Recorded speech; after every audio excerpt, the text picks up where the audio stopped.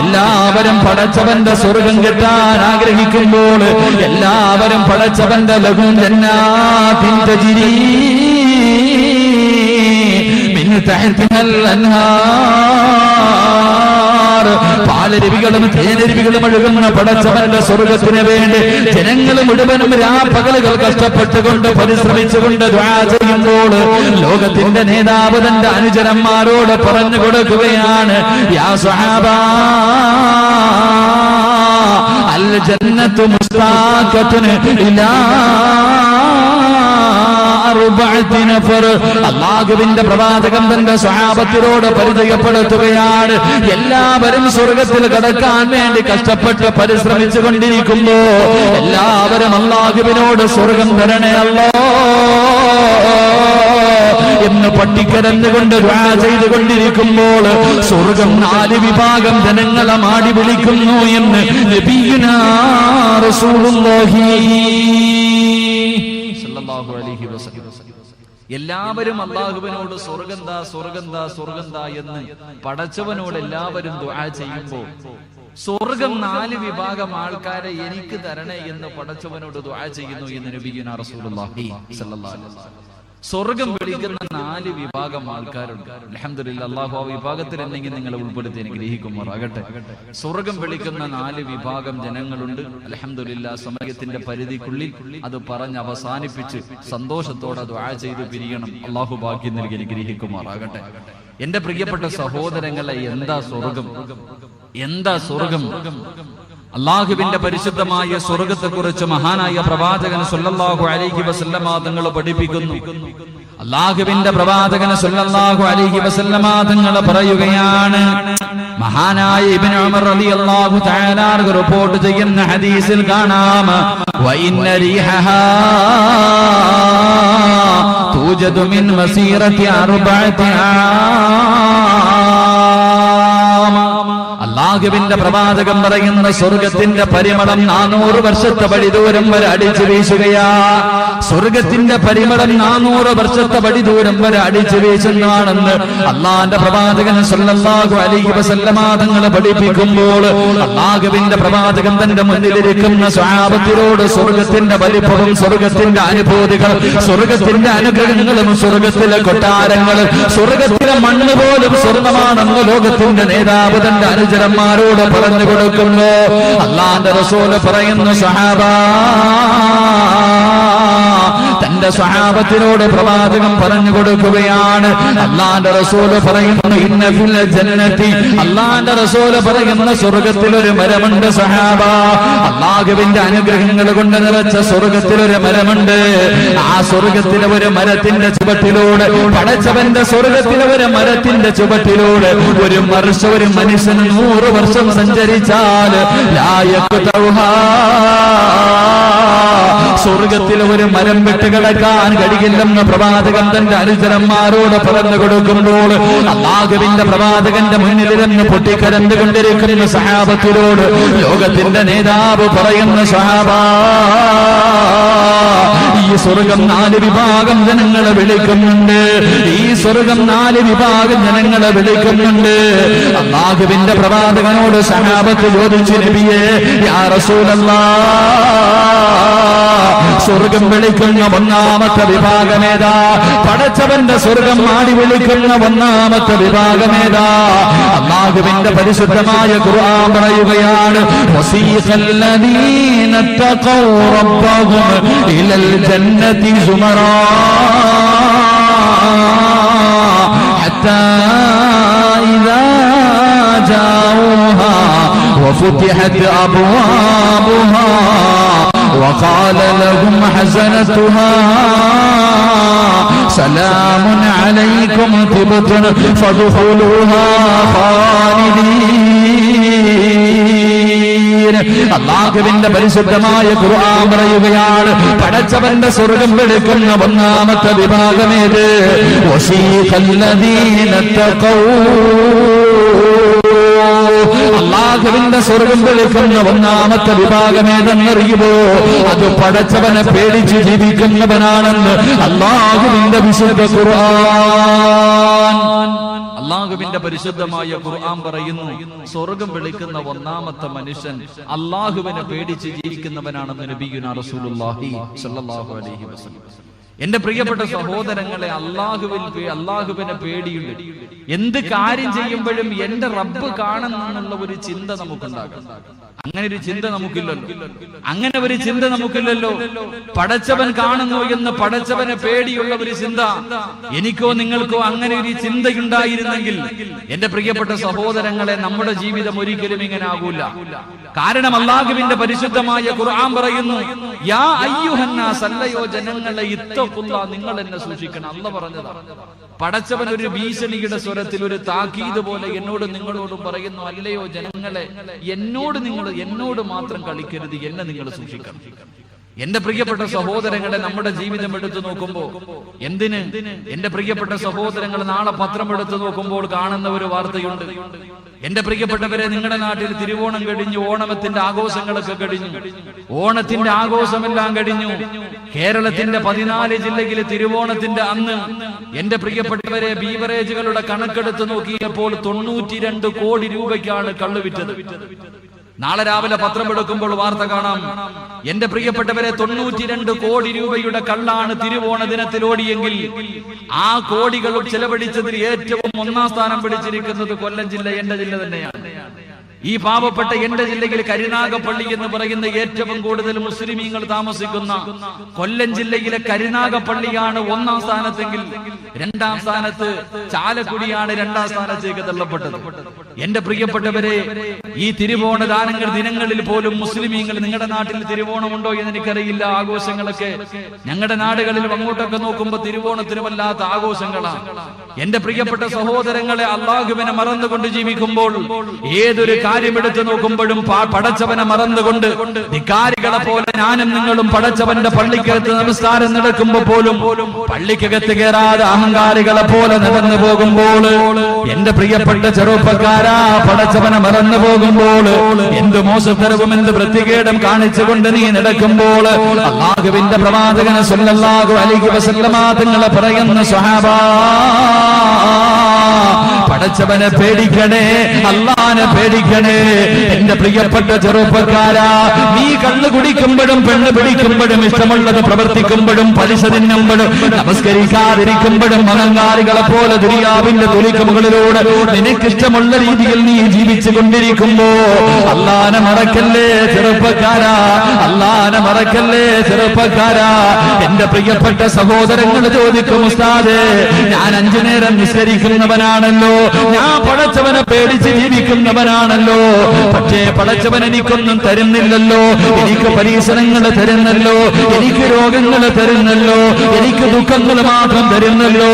പക്ഷേ പള്ളിക്കകത്ത് കയറാതെ പലിശ തിന്നുകൊണ്ട് പെണ്ണ് പിടിച്ചുകൊണ്ട് കള്ളു കുടിച്ചുകൊണ്ട് നടക്കുന്നവർ പടച്ചവനെല്ലാം വാരിക്കോരി കൊടുക്കുന്നല്ലോ എന്ന് പരാതി പറയുന്ന എന്റെ പ്രിയപ്പെട്ടവരെ, അല്ലാഹുവിന്റെ റസൂൽ പറയുകയാണ്, അല്ലാഹുവിന്റെ പ്രവാചകൻ പറയുന്ന, പടച്ചവനവനെ പന പോലെ വളർത്തുകയാ, പടച്ചവനവനെ പന പോലെ വളർത്തുകയാ, അവന് തൊടുന്നതിൽ മുഴുവനും അല്ലാഹു അനുഗ്രഹം ചെയ്യുകയാ.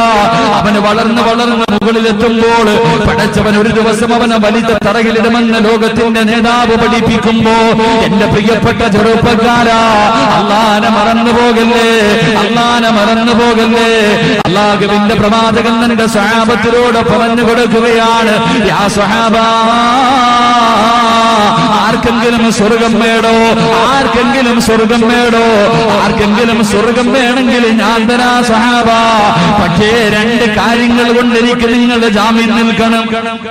2 കാര്യങ്ങൾ കൊണ്ട് നിങ്ങൾ എനിക്ക് ജാമ്യം നിന്നാൽ നിങ്ങൾക്ക് ഞാൻ സ്വർഗം തരാമെന്ന് ലോകത്തിന്റെ നേതാവ് പഠിപ്പിക്കുമ്പോ മഹാനായ സ്വഹാബത്ത് അല്ലാഹുവിന്റെ റസൂലിനോട് ചോദിക്കുകയാ, യാ റസൂലല്ലാഹ്, എന്തുകൊണ്ടാ ജാമ്യം നിൽക്കേണ്ടത്, എന്തുകൊണ്ടാ ജാമ്യം നിൽക്കേണ്ടത്? അല്ലാഹുവിന്റെ പ്രവാചകനോട് സ്വഹാബത്ത് ചോദിക്കുമ്പോൾ അല്ലാഹുവിന്റെ റസൂൽ പറയുന്നു, സ്വഹാബ, നിങ്ങളുടെ ഗുഹ്യഭാഗം കൊണ്ട് നിങ്ങൾ എനിക്ക് ജാമ്യം നിന്ന, നിങ്ങളുടെ ഗുഹ്യഭാഗങ്ങൾ നിങ്ങൾ സൂക്ഷിച്ച നിങ്ങൾക്ക് ഞാൻ സ്വർഗം തരാ സ്വഹാബ. അല്ലാഹുവിന്റെ പ്രവാചകൻ സല്ലല്ലാഹു അലൈഹി വസല്ലമ തങ്ങൾ പറയുമ്പോൾ എന്റെ പ്രിയപ്പെട്ട ചെറുപ്പക്കാരാ, ഏതെങ്കിലും ഒരു തൊലിവെളുപ്പുള്ള പെണ്ണ് നിന്ന് വിളിക്കുമ്പോ അല്ലാഹനെ മറന്നു പോകല്ലേ, പടച്ചവനെ മറന്നു പോകല്ലേ. ആരും കാണാതെ പാതിരാത്രിയുടെ നിശബ്ദതയിൽ തന്റെ കാമുകിയുടെ വീടിന്റെ മതിൽചാടി അകത്ത് പോയി കാര്യം നടത്തിയിട്ട് ഇറങ്ങി വരുമ്പോ നിന്റെ മുഖത്ത് വല്ലാത്ത സന്തോഷമാ. ആരും കണ്ടില്ലല്ലോ, ആരും അറിഞ്ഞില്ലല്ലോ. പക്ഷേ ചെറുപ്പക്കാരാ, അള്ളാന്റെ കണ്ണ് വെട്ടിക്കാൻ നിന്നെ കൊണ്ട് കഴിയില്ലല്ലോ, പടച്ചവന്റെ കണ്ണ് വെട്ടിക്കാൻ നിന്നെ കൊണ്ട് കഴിയില്ലല്ലോ. എന്റെ പ്രിയപ്പെട്ട ചെറുപ്പക്കാരോട് മഹാനായ പ്രവാചകൻ സല്ലല്ലാഹു അലൈഹി വസല്ലമ തങ്ങൾ അള്ളാന്റെ പ്രവാചകനൊരു ചരിത്രം പറഞ്ഞു തരികയാ. എന്റെ പ്രിയപ്പെട്ട ചെറുപ്പക്കാരുടെ ഹൃദയത്തിനകത്തേക്ക് കടന്നു പോകട്ടെ. എന്റെ പൊന്നുമോനെ, തൊലിവെളുപ്പുള്ളവരെ പെണ്ണ് പിടിക്കുമ്പോ പടച്ചവനെ മറന്നു പോകല്ലേ. എത്ര വലിയ സുന്ദരി വിളിച്ചാൽ, എത്ര ഗ്ലാമറുള്ളവർ വിളിച്ചാൽ, അല്ലാഹുവിന്റെ ദീനിന്റെ പ്രിയപ്പെട്ട ചെറുപ്പക്കാരാ, നീ കഷ്ടപ്പെട്ടുണ്ടാക്കിയ ഈമാൻ അവളുടെ കാലിൽ കൊണ്ട് വെച്ചു കൊടുക്കല്ലേ. എന്റെ പ്രിയപ്പെട്ട ചെറുപ്പക്കാരോട് ഓർമ്മപ്പെടുത്തുകയാണ്, അല്ലാഹുവിന്റെ പ്രവാചകൻ സല്ലല്ലാഹു അലൈഹി വസല്ലമ തങ്ങൾ അല്ലാഹുവിന്റെ റസൂലിന്റെ സ്വഹാബത്ത് നമുക്ക് പഠിപ്പിച്ചു തരികയാ. മഹാനായ ഇമാം ശാഫി റളിയല്ലാഹു തആല പറഞ്ഞു തരികയാ, 1400 വർഷങ്ങൾക്ക് മുമ്പ് ജീവിച്ചു പോയ ഒരു ചെറുപ്പക്കാരന്റെ ചരിത്രം നമുക്ക് പഠിപ്പിച്ചു തരികയാണ്. ഒരു ചെറുപ്പക്കാരൻ കമ്പോളത്തിലൂടെ നടന്നു പോവുകയാ. കമ്പോളത്തിലൂടെ ഒരു 24 വയസ്സുള്ള കാണാനഴകുള്ള സുന്ദരനായ ഒരു ചെറുപ്പക്കാരൻ കമ്പോളത്തിലൂടെ നടന്നു പോവുകയാണ്. ആ ചെറുപ്പക്കാരന്റെ ശരീരത്തിൽ നിന്ന് വല്ലാത്ത സുഗന്ധമടിച്ചു വീശുകയാ, വല്ലാത്ത സുഗന്ധമടിച്ചു വീശുകയാണ്. ആ ചെറുപ്പക്കാരനെ കാണുമ്പോൾ ജനങ്ങൾ പറയുകയാ, എന്തൊരു സുഗന്ധമാണ്, എന്തൊരു സുഗന്ധമാണ്. ശരീരം മുഴുവനും സുഗന്ധം മാറി തേച്ചിട്ട് നടക്കുകയാണല്ലോ. എല്ലാവരും ആ ചെറുപ്പക്കാരനെ കാണുമ്പോൾ പറയുകയാ. എന്നിട്ടൊരു മനുഷ്യൻ വന്നിട്ട് അല്ലാഹുവിന്റെ പ്രവാചകന്റെ സഹാബത്തിലെ താബഈങ്ങളിൽപ്പെട്ട യാഫി റളിയല്ലാഹു തആല എന്ന് പറയുന്ന ഒരു ചെറുപ്പക്കാരന്റെ മുന്നിലേക്ക് കടന്നു വരികയാണ്. അവിടുന്ന് ചോദിച്ചു, യാഫിയേ, ശരീരത്തിൽ നിന്ന് വല്ലാത്ത സുഗന്ധമടിക്കുന്നല്ലോ, ഈ സുഗന്ധം എവിടെ നിന്നാണ് വാങ്ങിയത്? ഈ സുഗന്ധം എവിടെ നിന്നാണ് വാങ്ങിയത്? നിന്റെ ശരീരത്ത് വല്ലാത്ത സുഗന്ധമാണല്ലോ. യാഫിയെന്ന് ചെറുപ്പക്കാരനിൽ നിന്ന് കരയുകയാ. തന്റെ കണ്ണ് നിറഞ്ഞിടുകാൻ തുടങ്ങി. അവസാനം എന്തേ കരയുന്നതുണ്ട് എന്ന് ചോദിക്കുമ്പോ യാഫിയെന്ന് ചെറുപ്പക്കാരനൊരു കഥ പറഞ്ഞു കൊടുക്കുകയാണ്. ഇവരിലേക്ക് കടന്നു വന്ന എന്റെ പ്രിയപ്പെട്ട യുവത്വേ, ഈ ചരിത്രം നിന്റെ ഹൃദയത്തിൽ എഴുതി ചേർക്കാനുള്ള ചരിത്രമാണ്. യാഫിയെന്ന് 24 വയസ്സുള്ള സുന്ദരനായ ചെറുപ്പക്കാരൻ കരഞ്ഞുകൊണ്ട് പറയുകയാ, ഒരു ദിവസം ഈ രാജ്യത്തെ രാജാവിന്റെ പൊന്നുമകളുണ്ടല്ലോ, ഈ രാജ്യത്തെ രാജാവിന്റെ പൊന്നുമകളുണ്ടല്ലോ, തോഴിമാരയുടെ വീടിനകത്തേക്ക് പറഞ്ഞു വിടുകയാ. തോഴിമാരയുടെ വീടിനകത്തേക്ക് പറഞ്ഞു വിട്ടിട്ട് കൊട്ടാരത്തിലേക്ക് വിളിക്കുകയാ. യാഫിയെന്ന ചെറുപ്പക്കാരൻ കൊട്ടാരത്തിലേക്ക് കടന്നു ചെല്ലുമ്പോൾ തോഴിമാര് കൊട്ടാരത്തിന്റെ കവാടങ്ങൾ അടയ്ക്കുകയാണ്. നടന്ന് നടന്ന് അവസാനം രാജാവിന്റെ പൊന്നുമകളുടെ മണിയറയ്ക്കകത്തേക്ക് കടന്നു ചെന്നപ്പോൾ ആ നാട്ടിലെ ഏറ്റവും വലിയ സുന്ദരിയായ ഏത് ചെറുപ്പക്കാരനും കണ്ടാൽ ആഗ്രഹിച്ചു പോകുന്ന യുവത്വത്തിന്റെ നിലവിലൂടെ നടന്നുപോയ രാജാവിന്റെ പൊന്നുമകളുണ്ടല്ലോ, തന്റെ ശരീരം വെളിയിൽ കാണുന്ന വസ്ത്രം ധരിച്ചിരിക്കുകയാ. തന്റെ ശരീരം വെളിയിൽ കാണുന്ന വസ്ത്രം ധരിച്ചിട്ട് ചെറുപ്പക്കാരനെ പിടിച്ചൊരു ചുമനം കൊടുക്കുകയാ.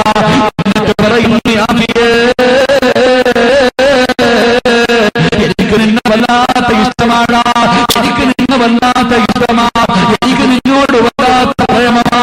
എന്റെ ആഗ്രഹമൊന്ന് സാധിച്ചു തരുമോ? എന്റെ മോഹമൊന്ന് സാധിച്ചു തരുമോ? ഒരാരും അറിയില്ല യാഫിയെ. ഈ 4 മതിലുകൾക്കുള്ളിൽ കിടന്ന് പ്രവർത്തിച്ചാൽ ഒരു മനുഷ്യനും അറിയില്ലടാ എന്റെ മോഹമെന്ന് സാധിച്ചു തരുമോ? യാഫിയെന്ന 24 വയസ്സുള്ള ചെറുപ്പക്കാരന്റെ മുന്നില് രാജാവിന്റെ പൊന്നുമകള് ഉതിരിഞ്ഞിട്ട് യാചിക്കുകയാണ്.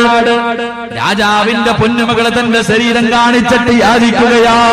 എന്നിട്ട് വിലപിടിപ്പുള്ള തുണിയെടുത്ത് കയ്യിൽ കൊടുത്തിട്ട് ഒരുങ്ങടാ ഒരുങ്ങടാ യാഫിയെ എന്ന് പറഞ്ഞിട്ട് മണിയറവാതിലടച്ചിട്ട് വെളിയിലേക്ക് ഇറങ്ങി പോകുമ്പോ എന്റെ പ്രിയപ്പെട്ട ചെറുപ്പക്കാരാ, യാഫി എന്ന 24 വയസ്സുള്ള യുവത്വത്തിന്റെ നിലവിലൂടെ നടന്നുപോയ നിന്നെപ്പോലെ യുവത്വമുള്ള നിന്നെപ്പോലെ വികാരമുള്ള ആ ചെറുപ്പക്കാരൻ റൂമിനകത്ത് കിടന്ന് കരയുകയാണ്.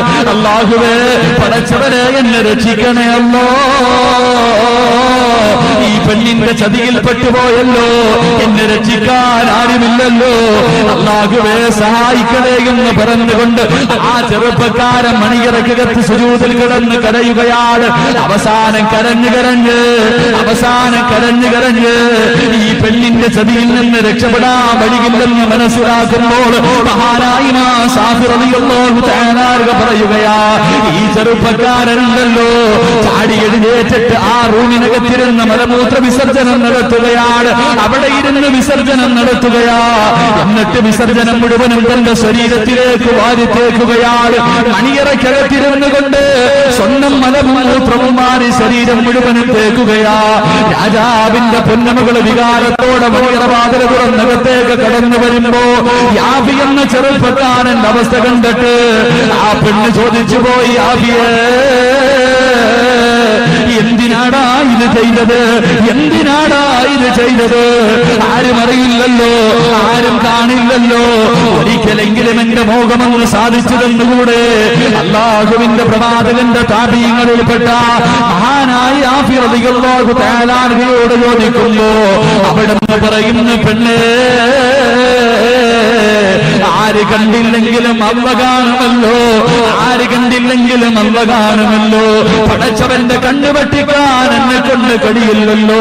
എനിക്ക് സ്വർഗം വേണമടി, എനിക്ക് പടച്ചവന്റെ അനുഗ്രഹങ്ങൾ കൊണ്ട് നിറച്ച സ്വർഗം വേണമെന്ന് ആ കൊട്ടാരത്തിന്റെ മണിയറക്കകത്തിരുന്ന് കരഞ്ഞുകൊണ്ട് പറഞ്ഞു പോയതെങ്കില് എന്റെ പ്രിയപ്പെട്ട ചെറുപ്പക്കാരാ, അല്ലാഹനെ മറക്കല്ലേ പൊന്നുമോനെ. പടച്ചവനെ പേടിച്ചുകൊണ്ട്, അല്ലാഹുവിനെ പേടിച്ചുകൊണ്ട് ദുനിയാവിന്റെ തൊലിക്ക് മുകളിലൂടെ നിനക്ക് ജീവിക്കാൻ കഴിഞ്ഞ നിനക്ക് പ്രതിഫലം സ്വർഗമാ, നിനക്ക് പ്രതിഫലം സ്വർഗമാണ്. അല്ലാഹുവിന്റെ പ്രവാചകൻ സല്ലല്ലാഹു അലൈഹി വസല്ലമ തങ്ങൾ തന്റെ സഹാബത്തിനോട് പറഞ്ഞു കൊടുക്കുകയാണ്, യാ സഹാബാ, സ്വർഗം വിളിക്കുന്ന ഒന്നാമത്തെ വിഭാഗമേതെന്നറിയുമോ? സ്വർഗം വിളിക്കുന്ന ഒന്നാമത്തെ വിഭാഗമേതെന്നറിയുമോ? ഈ ദുനിയാവിന്റെ തൊലിക്ക് മുകളിൽ ജീവിക്കുമ്പോ പടച്ചവനെ പേടിച്ച് ജീവിക്കുന്നവനുണ്ടല്ലോ, അവനെ സ്വർഗം വിളിക്കുന്നു എന്ന് നബിയുനാ റസൂലുള്ളാഹി സ്വല്ലല്ലാഹു അലൈഹി വസല്ലം. അള്ളാന്റെ സ്വർഗം വിളിക്കുന്ന ഒന്നാമത്തെ വിഭാഗം പടച്ചവനെ പേടിച്ച് ജീവിക്കുന്ന മനുഷ്യനെ സ്വർഗം വിളിക്കുന്നു എന്ന് നബിയുനാ റസൂലുള്ളാഹി സ്വല്ലല്ലാഹു അലൈഹി വസല്ലം. അല്ലാഹു ഈമാൻ നൽകി അനുഗ്രഹിക്കുമാറാകട്ടെ, അല്ലാഹു ഈമാൻ നൽകി അനുഗ്രഹിക്കുമാറാകട്ടെ. സ്വർഗം വിളിക്കുന്ന രണ്ടാമത്തെ വിഭാഗം, അള്ളാന്റെ സ്വർഗം മാടി വിളിക്കുന്ന രണ്ടാമത്തെ വിഭാഗം, അല്ലാഹുവിന്റെ പ്രവാചകൻ പറയുന്നു, യാ സ്വഹാബാ, ആരാണോ തന്റെ നാവിനെ സൂക്ഷിക്കുന്നത്, ആരാണോ തന്റെ നാവിനെ സൂക്ഷിക്കുന്നത്, അവനെ സ്വർഗം വിളിക്കുന്നു എന്ന് നബിയുനാ റസൂലുള്ളാഹി സ്വല്ലല്ലാഹു അലൈഹി വസല്ലം. ആരാണോ തന്റെ നാവിനെ സൂക്ഷിക്കുന്നത്? എന്റെ പ്രിയപ്പെട്ട സഹോദരങ്ങളെ, നമ്മുടെ ശരീരത്തിൽ എല്ലില്ലാത്ത രണ്ട് അവയവമുണ്ട്, അതിൽപ്പെട്ട ഒന്നാണ് നാവ്. ഈ നാവിനെ ആരെങ്കിലും സൂക്ഷിച്ചാൽ അവൻ സ്വർഗത്തിലാണെന്ന് നബിയുനാ റസൂലുള്ളാഹി സ്വല്ലല്ലാഹു അലൈഹി വസല്ലം. എന്റെ പ്രിയപ്പെട്ട സഹോദരങ്ങളെ, നമ്മുടെ ഈ നാവ്, നമുക്ക് നേരം വെളുത്തു കഴിഞ്ഞാൽ വൈകുന്നേരം വരെ ഈ നാവ് നമ്മളെ നരകത്തിലെത്തി. നമ്മുടെ പ്രവർത്തനങ്ങൾ, നമ്മുടെ സംസാരങ്ങൾ, നമ്മുടെ ഈ സംസാരം എടുത്തു നോക്കിയാൽ ഇന്നത്തെ ദിവസം ഈ നാവ് കൊണ്ട് ഞാനും നിങ്ങളും എത്ര പാപം പറഞ്ഞിട്ടുണ്ടാവും? ഈ നാവ് കൊണ്ട് എത്ര പാപം പറഞ്ഞിട്ടുണ്ടാവും? എത്ര പേരുടെ ഇറച്ചി തിന്നിട്ടുണ്ടാവും? നിസ്കാരമുണ്ട്, നിസ്കാര തഴമ്പുണ്ട്, ഹാജിയാരാ, ലക്ഷങ്ങൾ സദഖ കൊടുക്കുന്ന ആളാ, വലിയ തങ്ങളൊക്കെ ആയിരിക്കാം. പക്ഷേ നാവിൽ നിന്ന് വീഴുന്നത് മുഴുവനും മോശമായ കാര്യങ്ങളാണ്. മഹാനായ റസൂലുള്ളാഹി സ്വല്ലല്ലാഹു അലൈഹി വസല്ലമ തങ്ങൾ പറഞ്ഞു, മൻ കസറ കലാമുഹു കസറ ദുനൂബു. അധികം സംസാരിക്കാൻ പാടില്ല. അധികം സംസാരിക്കുമ്പോ പാപങ്ങൾ അധികരിക്കും. സഹാബത്ത് വായിക്കകത്ത് കല്ലിട്ടുണ്ടെന്ന് പറഞ്ഞു. സഹാബാക്കൾ ആവശ്യമുള്ള സമയത്ത് മാത്രമേ സംസാരിക്കൂ, അല്ലാത്ത സമയത്ത് വായിക്കകത്ത് കല്ലിട്ടുണ്ട്. കാരണം പറഞ്ഞുപോയ പാപം. എന്റെ പ്രിയപ്പെട്ട സഹോദരങ്ങളെ, നമ്മൾ അങ്ങനെ, നമ്മുടെ ജീവിതം അങ്ങനെയൊക്കെ തന്നെ. നമ്മുടെ ജീവിതം, നമ്മൾ ഈ നാവ് കൊണ്ട് പറഞ്ഞ നല്ലതൊന്നും പറയൂല, പറഞ്ഞ മോശമായ കാര്യങ്ങൾ മാത്രമേ പറയൂ. അള്ളാഹു നമ്മളെയൊക്കെ കാക്കുമാറാകട്ടെ, അള്ളാഹു നമ്മളെയൊക്കെ കാക്കുമാറാകട്ടെ. എന്റെ പ്രിയപ്പെട്ട സഹോദരങ്ങളോട് പിന്നെ പ്രത്യേകിച്ച്, എന്റെ പ്രിയപ്പെട്ട നിങ്ങളോട് പിന്നെ അതിനെക്കുറിച്ച് പ്രത്യേകം ഒന്നും പറഞ്ഞു തരേണ്ട കാര്യമില്ലല്ലോ. എന്തെങ്കിലും ഒന്ന് കിട്ടിയാൽ മതി. എന്തെങ്കിലും ഒന്ന് കിട്ടിയാൽ മതിയല്ലോ. ആഘോഷിക്കാനും അതിങ്ങനെ പറഞ്ഞു പരത്താനും ആയിരം കണക്കിന് പേരിങ്ങനെ ഉണ്ടല്ലോ. അള്ളാഹു നമ്മളെയൊക്കെ കാക്കുമാറാകട്ടെ. എന്റെ പ്രിയപ്പെട്ട സഹോദരങ്ങളെ, ഞാൻ വിശദീകരിക്കുന്നില്ല. മഹാനായ പ്രവാചകൻ സല്ലല്ലാഹു അലൈഹി വസല്ലമ തങ്ങൾ പഠിപ്പിക്കാം. അള്ളാഹുവിന്റെ പ്രവാചകൻ സല്ലല്ലാഹു അലൈഹി വസല്ലമ തങ്ങൾ പറഞ്ഞു, എന്ത് പാവം ചെയ്താലും പടച്ചവൻ പുറത്തു തരും. എന്ത് പാപം ചെയ്താലും അള്ളാഹ് പുറത്തു തരും. കള്ളു കുടിച്ച ആരെങ്കിലും ഈ സദസ്സിലുണ്ടെങ്കിൽ അവൻ ആത്മാർത്ഥമായിട്ട് പടച്ചവനോട് തൗബ ചെയ്താൽ പടച്ചവൻ അവന് പുറത്തുവിടും. വ്യഭിചരിച്ചവരുണ്ട്, പലിശ തിന്നുന്നവരുണ്ട്, കള്ള് കച്ചവടം നടത്തുന്നവരുണ്ട്, ഹറാമായ രീതിയിൽ നടക്കുന്നവരുണ്ട്. ഇവരൊക്കെ പടച്ചവനോട് ആത്മാർത്ഥമായി പൊട്ടിക്കരഞ്ഞു ദുആ ചെയ്താൽ അള്ളാഹുവിന് പുറത്തു കൊടുക്കുമെന്ന് നബിയുനാ റസൂലുള്ളാഹി സ്വല്ലല്ലാഹു അലൈഹി വസല്ലം. എന്നാൽ എന്റെ പ്രിയപ്പെട്ട സഹോദരങ്ങൾ, ചില ആൾക്കാരുണ്ട്, അവരെത്ര ദുആ ചെയ്തിട്ട് കാര്യമില്ല. കഅബാലയത്തിന്റെ കില്ലയിൽ പിടിച്ച് ആയിരക്കണക്കിന് പ്രാവശ്യം ദുആ ചെയ്തിട്ടും കാര്യമില്ല. 50 വീട് വെച്ചു കൊടുത്താലും 500 പെണ്ണുങ്ങളെ കെട്ടിച്ചു കൊടുത്താലും കോടികൾ സദഖ കൊടുത്താലും എത്ര പള്ളി വെച്ചാലും എന്റെ പ്രിയപ്പെട്ടവരെ, നിന്റെ ഈ പ്രവർത്തനങ്ങൾ കൊണ്ട് ഒരു പ്രതിഫലവുമില്ലെന്ന് നബിയുനാ റസൂലുള്ളാഹി സ്വല്ലല്ലാഹു അലൈഹി വസല്ലം. എന്റെ പ്രിയപ്പെട്ട സഹോദരങ്ങൾ, ഇന്ന് വാട്സപ്പിന്റെയും ഫേസ്ബുക്കിന്റെ ഒക്കെ കാലമാണല്ലോ. എന്തെങ്കിലും ഒരാൾ ഇങ്ങോട്ട് ഇട്ട് തന്നാൽ മതി. എന്തെങ്കിലും കാള പറ്റൂ എന്ന് പറഞ്ഞാൽ ഒരാൾ മൊബൈലിലേക്ക് വാട്സപ്പിലേക്ക് ഒരു വാർത്ത വന്നു, കാള പ്രസവിച്ചു. ഉടനെ അതെടുത്ത് അടുത്തവന്റെ ഇതിലേക്ക് ഇട്ട് കഴിഞ്ഞു, കാള പ്രസവിച്ചു ഇട്ടുകൊടുത്തു. പക്ഷെ ഇവൻ കാള പ്രസവിക്കൂല എന്ന് ചിന്തിക്കാനുള്ള സമയം പോലും ഇവന് കിട്ടൂല. അവൻ നോക്കൂല. ആരെങ്കിലും ഒന്ന് ഇട്ടാൽ അത് ഉടനെ ഷെയർ ചെയ്യുക. ഇങ്ങനെ ഒരു കാലത്താണ് ഞാനും നിങ്ങളും ആലോചിക്കുന്നത്. പിന്നെ എന്തെങ്കിലും ഒരു വിവാദം കിട്ടിക്കഴിഞ്ഞാൽ 5-6 ദിവസം പട്ടിണി കിടന്ന ഒരു പട്ടിയുടെ മുന്നിൽ ഒരു എല്ലും കഷ്ണം എടുത്തിട്ട് കൊടുക്കുമ്പോ അത് തിന്നാൻ കാണിക്കുന്ന ആർത്തിയ മറ്റു ചിലർക്ക്. അള്ളാഹു നമ്മളൊക്കെ കാക്കുമാറാകട്ടെ. എന്റെ പ്രിയപ്പെട്ട സഹോദരങ്ങളെ, നമ്മളങ്ങനെ ആകാൻ പാടില്ല.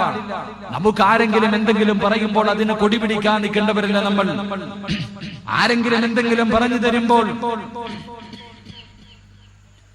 ആരെങ്കിലും എന്തെങ്കിലും ഒരു വാർത്ത നിന്നോട് വന്ന് പറഞ്ഞു തരുമ്പോൾ അതിന്റെ സത്യം മനസ്സിലാക്കാതെ നീ പറയാൻ പാടില്ല. അല്ലാഹുവിന്റെ പരിശുദ്ധമായ ഖുർആൻ പറയുകയാണ്, യാ അയ്യുഹല്ലദീന ആമനൂ ഇൻ ജാഅകും ഫാസിഖുൻ ബിനബഇൻ ഫതബയ്യനൂ അൻ തുസീബൂ ഖൗമൻ ബിജഹാല فتصبحوا على ما فعلتم نادمين. അല്ലാഹുവിന്റെ പരിശുദ്ധമായ ഖുർആൻ പറയുകയാ, യാ അയ്യുഹല്ലദീന ആമനൂ, വിശ്വസിച്ച കൂട്ടരെ, നിസ്കരിക്കുന്നവര്, നോമ്പ് പിടിക്കുന്നവര്, സകാത്ത് കൊടുക്കുന്നവര്, ഹജ്ജ് ചെയ്യുന്നവര്, സൽപ്രവർത്തനങ്ങൾ നടത്തുന്നവര്, ഇൻജാഅകും ഫാസിഖുൻ, അല്ലാഹുവിന്റെ ഖുർആൻ പറയുകയാണ്. അല്ലാഹുവിന്റെ പരിശുദ്ധമായ ഖുർആൻ പറയുന്നു, ഇൻജാഅകും ഫാസിഖുൻ. ഒരു വൃത്തികെട്ടവനുണ്ടല്ലോ, അവന് താടിയുണ്ടാകും, നിസ്കാര തടമ്പുണ്ടാകും, പള്ളിയുടെ ഖതീബായിരിക്കും, വലിയ പണ്ഡിതനായിരിക്കും. ഇൻജാഅകും ഫാസിഖുൻ, ഒരു വൃത്തികെട്ടവൻ, ഒരു പാപി നിന്റെ അടുക്കൽ വന്ന് ആരെയെങ്കിലും കുറിച്ച് എന്തെങ്കിലും പറഞ്ഞാ, ഏ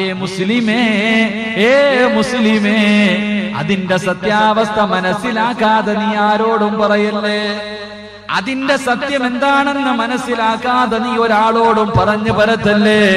അവസാനം പറഞ്ഞു പരത്തി അവനെ കളിയാക്കി നിന്നെ നിസാരനാക്കിയിട്ട് അവസാനം നീ പറഞ്ഞത് തെറ്റാണെന്ന് നിനക്ക് ബോധ്യമാകുമ്പോ നിന്റെ വായിക്കകത്ത് നിന്റെ കൈയിട്ടേറ്റ് കടിക്കേണ്ടി വരുമെന്നുള്ള ഖുർആൻ പരിചയപ്പെടുത്തുമ്പോൾ, എന്റെ പ്രിയപ്പെട്ട ചെറുപ്പക്കാരാ, ആഘോഷിച്ചില്ലേ? പലരും ആഘോഷിച്ചില്ലേ? എന്തൊരാഘോഷമായിരുന്നു. ഒരു വാർത്ത കിട്ടിയപ്പോ അതാ ഫേസ്ബുക്കിലും യൂട്യൂബിലും ഫ്ലെക്സി വരെ അടിച്ചു വെക്കാൻ ആൾക്കാരുണ്ടായിരുന്നല്ലോ. അതൊരു ആലിമാണെന്ന് നിങ്ങളാരും ഓർത്തില്ല, ഒരു ആലിമാണെന്ന് ആരും ഓർത്തില്ല. അവന് ഭാര്യ മക്കളുണ്ട്, കൂടപ്പിറപ്പുകളുണ്ട്, സമൂഹത്തിൽ നിലയും വിലയുമുള്ളവനാണെന്ന് ആരും നോക്കിയില്ലല്ലോ. എല്ലാരും ആഘോഷിച്ചില്ലേ? പറഞ്ഞു തരട്ടെ ചെറുപ്പക്കാരാ, ആഘോഷത്തിൽ നിങ്ങളെ കാടി തിമിർത്തപ്പോ, ആഘോഷത്തിൽ എല്ലാവരും കളി കളിയാക്കിയിട്ട് പുഞ്ചിരിച്ചപ്പോ അല്ലാഹുവിന്റെ പ്രവാചകൻ പഠിപ്പിക്കുകയാ, അല്ലാഹുവിന്റെ റസൂൽ പഠിപ്പിക്കുകയാ. 1400 വർഷങ്ങൾക്ക് മുമ്പ് പ്രവാചകന്റെ സഹാബിയായ മഹാനായ സയ്യിദുനാ ഉമർ ഇബ്നുൽ ഖത്താബ് തങ്ങളുടെ വീട് അല്ലാഹുവിന്റെ റസൂലിന്റെ വീടിനകത്തേക്ക് ഉമർ ഇബ്നുൽ ഖത്താബ് ഓടി വരികയാ. അല്ലാഹുവിന്റെ പ്രവാചകന്റെ സഹാബിയായ മഹാനായ ഉമർ ഇബ്നുൽ ഖത്താബ് തങ്ങൾ അല്ലാഹുവിന്റെ പ്രവാചകന്റെ വീടിനകത്തേക്ക് കരഞ്ഞു വിളിച്ചുകൊണ്ട് ഓടി വരികയാ. അല്ലാഹുവിന്റെ റസൂൽ ചോദിച്ചു, ഉമറേ എന്തിനാ കരയുന്നത്, എന്തിനാ കരയുന്നത്? അവിടെന്ന് പറയുന്നു, നബിയേ യാ റസൂലല്ലാഹ്, ഒരു ചെറുപ്പക്കാരന് കഴുവയുടെ കില്ല പിടിച്ചിട്ട് കരയുന്ന നബിയേ, ഒരു ചെറുപ്പക്കാരൻ കരഞ്ഞുകൊണ്ട് ദുആ ചെയ്യുകയാ. നെഞ്ചു പൊട്ടിക്കിട്ട് കരയുന്ന കരച്ചിൽ കണ്ടിട്ട് എനിക്ക് സഹിക്കാൻ കഴിഞ്ഞില്ല യാ റസൂലല്ലാഹ്. അല്ലാഹുവിന്റെ പ്രവാചകന്റെ വീടിനകത്തേക്ക് കടന്നു വന്നിട്ട് കിസ്റയെയും കൈസറയെയും വിറപ്പിച്ച ഉമർ ഇബ്നുൽ ഖത്താബ് തങ്ങള് അല്ലാഹുവിന്റെ റസൂലിന്റെ വീടിനകത്തിരുന്ന് കരഞ്ഞുകൊണ്ട് പറയുമ്പോൾ അല്ലാഹുവിന്റെ റസൂൽ ചോദിച്ചു, ഉമറേ ഏതാണ് ആ ചെറുപ്പക്കാരൻ, ഏതാണ് ആ ചെറുപ്പക്കാരൻ? ആ ചെറുപ്പക്കാരെ ഒന്ന് വിളിച്ചു കൊണ്ടുവരുമോ? നിന്നെ കരയിപ്പിച്ച ചെറുപ്പക്കാരെ ഒന്ന് വിളിച്ചു കൊണ്ടുവരുമോ? അല്ലാഹുവിന്റെ പ്രവാചകന്റെ വീടിനകത്തേക്ക് ഉമർ ഇബ്നുൽ ഖത്താബ് തങ്ങള് കഅബയുടെ ചില്ലയിൽ പിടിച്ചുകൊണ്ട് പൊട്ടിക്കരയുന്ന ചെറുപ്പക്കാരെ വിളിച്ചുകൊണ്ട് കടന്നു വരുമ്പോൾ അല്ലാഹുവിന്റെ റസൂൽ ചോദിച്ചു, പൊന്നുപോലെ എന്തിനാ കരയുന്നത്, എന്തിനാ കരയുന്നത്? കരയാൻ തുടങ്ങിയിട്ട് നാളുകളായല്ലോ, എന്തു പാവമാ പൊന്നുപോലെ നീ ചെയ്തത്? അല്ലാഹുവിന്റെ പ്രവാചകൻ ചോദിക്കുമ്പോൾ അവിടെ നിന്ന് പറയുന്നു, നബിയേ എന്റെ ജോലി എന്തായിരുന്നെന്നറിയുമോ, എന്റെ ജോലി എന്തായിരുന്നെന്നറിയുമോ? എന്റെ നാട്ടിൽ ആരെങ്കിലും മരണപ്പെട്ടാൽ ആ മയ്യത്ത് കുളിപ്പിച്ച കഫൻ പൊതിഞ്ഞ് പള്ളിയിൽ കൊണ്ടുപോയി നിസ്കരിച്ചിട്ട് 6 അടി മണ്ണിനകത്തേക്ക് മയ്യത്ത് കഫൻ പൊതി പൊതിഞ്ഞിട്ട് ഇറക്കി വെക്കുകയാ. കബറിനകത്തേക്ക് മയ്യത്ത് ഇറക്കി വെച്ചിട്ട് എല്ലാവരും കബറിന്റെ ഭാഗത്ത് നിന്ന് മടങ്ങി പോകുമ്പോ മിൻഹാ ഖലഖനാകും വഫീഹാ നുഈദുകും വമിൻഹാ നുഖ്രിജുകും താറതൻ ഉഖ്റാ. 3 പിടി മണ്ണുവാരി കബറിനകത്തേക്ക് വലിച്ചെറിഞ്ഞിട്ട് മടങ്ങി പോകുമ്പോ ആ കബറിന്റെ മുകളിൽ ഞാനൊരു കമ്പെടുത്ത് അടയാളം വെക്കും നബിയേ, ഞാനൊരടയാളം വെക്കുകയാ. കബറ് തിരിച്ചറിയുന്നതിന് വേണ്ടി ഒരടയാളം വെക്കുകയാണ്. എന്നിട്ട് തന്റെ വീട്ടിലേക്ക് കടന്നു പോവുകയാണ്. പാതിരാത്രിയുടെ നിശബ്ദതയിൽ ജനങ്ങളുടെ മുഴുവനും ഉറങ്ങിയെന്ന് മനസ്സിലാക്കുമ്പോൾ എഴുന്നേറ്റ് പള്ളിക്കാട്ടിലേക്ക് നടക്കുകയാ. അടയാളം വെച്ച കബറിന്റെ ഓരത്ത് പോയിട്ട് ആ കബറങ്ങ് മാന്തുകയാ, ആ കബറങ്ങ് മാന്തുകയാ, മണ്ണ് വെട്ടി മാറ്റുകയാ. ആ കബറിനകത്തേക്ക് ഇറങ്ങുകയാണ്. ആ മയ്യത്തിന്റെ ശരീരത്ത് ധരിപ്പിച്ചിരിക്കുന്ന വെള്ളത്തുണിയുണ്ടല്ലോ, ഒരു വില പോലും ഇല്ലാത്ത കഫൻ തുണിയുണ്ടല്ലോ, ആ കഫൻ തുണി മോട്ടിക്കും നബിയേ. ഞാനൊരു കള്ളനാരബിയെ, ഞാനൊരു കള്ളനാരബിയെ, കഫൻ തുണി മോട്ടിക്കുന്നവനാരബിയെ, മയ്യത്തിന്റെ തുണി പോലും മോട്ടിക്കുന്നവനാരബിയെ. കഫൻ തുണി മോട്ടിച്ചിട്ട് കബറിന്റെ മുകളിൽ പലയിടത്ത് നിരത്തി മണ്ണിട്ട് മൂടുകയാ, കബറിന്റെ മുകളിൽ മണ്ണിട്ട് മൂടുകയാ. തന്റെ വീട്ടിലേക്ക് കടന്നു വരികയാണ്. കഫൻ തുണി മോട്ടിച്ച പട്ടണത്തിൽ കൊണ്ട് വിൽക്കുന്ന ജോലിയാണ് നബിയേ.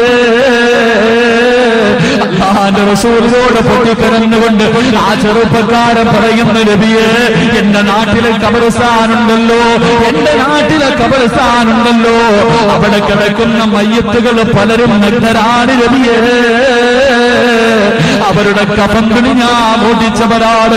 അല്ലാഹുവിന്റെ പ്രവാചകന്റെ ചാരത്തിരുന്ന് കരയുമ്പോ എന്റെ പ്രിയപ്പെട്ട ഖിദറിന്റെ വേദിയിലേക്ക് ഓടി വന്ന മക്കളെ അല്ലാഹുവിന്റെ റസൂൽ പറയുന്നു, മോനെ കരയല്ലേ, മോനെ കരയല്ലേ.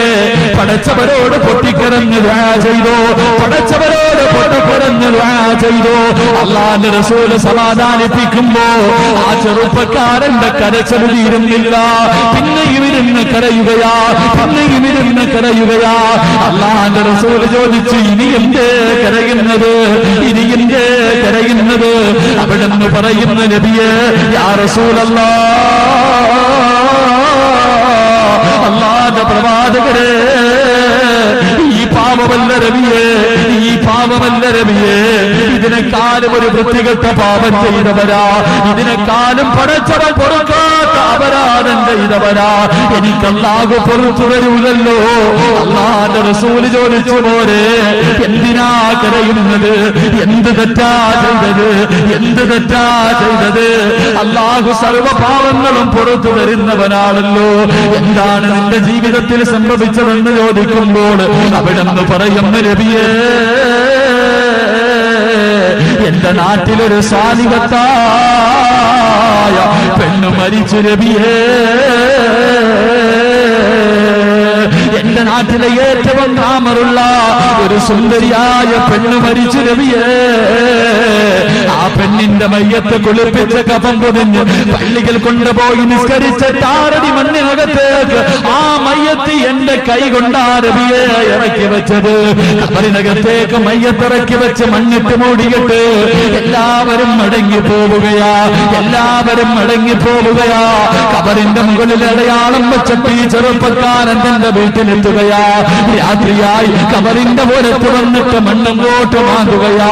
അതാ കബറിനകത്ത് നിന്ന് മണ്ണ് മാന്തി കബറിനകത്തേക്ക് ഇറങ്ങിയിട്ട് ആ ചെറുപ്പക്കാരിയായ പെണ്ണിന്റെ ശരീരത്തെ ധരിപ്പിച്ചിരിക്കുന്ന വെള്ളത്തുണികൾ ഓരോന്നായി അടിച്ചു മാറ്റുകയാ. ആ സുന്ദരിയായ പെണ്ണിന്റെ ശരീരം ഇങ്ങനെ വെളിവാവുകയാ. കബറിനകത്ത് നിന്ന് കഫൻ തുണി പൊട്ടിച്ചിട്ട് കബറിന്റെ മുകളിൽ കയറി പലകകളെടുത്ത് നിരത്തി മണ്ണിട്ട് മൂടിയിട്ട് പള്ളിക്കാട്ടിലൂടെ നടന്നു പോവുകയാ. പള്ളിക്കാട്ടിലൂടെ നടന്നു പോവുകയാ. ഈശാങ്കല്ലുകൾ നിരത്തി വച്ചിരിക്കുന്ന മൈലാഞ്ചി ചെടികളുള്ള പള്ളിക്കാട്ടിലൂടെ കുറച്ചൊന്ന് മുന്നോട്ട് നടന്നപ്പോ അല്ലാഹുവിന്റെ റസൂലേ, എന്റെ മനസ്സിന്റെ ഉള്ളിലേക്ക് വികാരം കടന്നു വന്ന് നബിയേ. കബറിനകത്ത് ശരീരത്തിൽ ഒരു നൂൽപൗനം പോലും കിടക്കുന്ന പെണ്ണിന്റെ ശരീരം എന്റെ മനസ്സിലേക്ക് കടന്നു വന്നു. എനിക്ക് വികാരം തോന്നി. ഓടി കബറിന്റെ ചാരത്തിരുന്ന് രണ്ടാമതിന് കബർ മാന്തിയിട്ട് ആ കബറിനകത്ത് കിടന്ന് ആ മയ്യത്തിനെ ഞാൻ വ്യഭിചരിച്ചു നബിയേ. അതാ മയ്യത്തിനെ വ്യഭിചരിച്ചെന്ന അല്ലാഹുവിന്റെ റസൂലിന്റെ ചാരത്ത് നിന്ന് പറയുന്നു. അല്ലാഹുവിന്റെ റസൂലിന്റെ ചാരത്ത് നിന്ന് പറയുന്നു. ഉമർ ഇബ്നു ഖത്താബ് ബോധം കെട്ട് വീഴുകയാ. പ്രവാചകന്റെ കണ്ണ് മുഴുവനും നിറഞ്ഞൊഴുകാൻ തുടങ്ങി.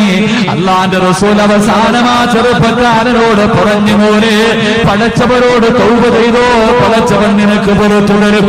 എന്റെ പ്രിയപ്പെട്ട ചെറുപ്പക്കാരാ, ഉമർ ഇബ്നു ഖത്താബ് തങ്ങളെ ബോധം വന്നപ്പോ അല്ലാഹുവിന്റെ റസൂലിനോട് ചോദിച്ചു, നബിയേ, എത്ര വലിയ പാപമാ നബിയേ, എത്ര വലിയ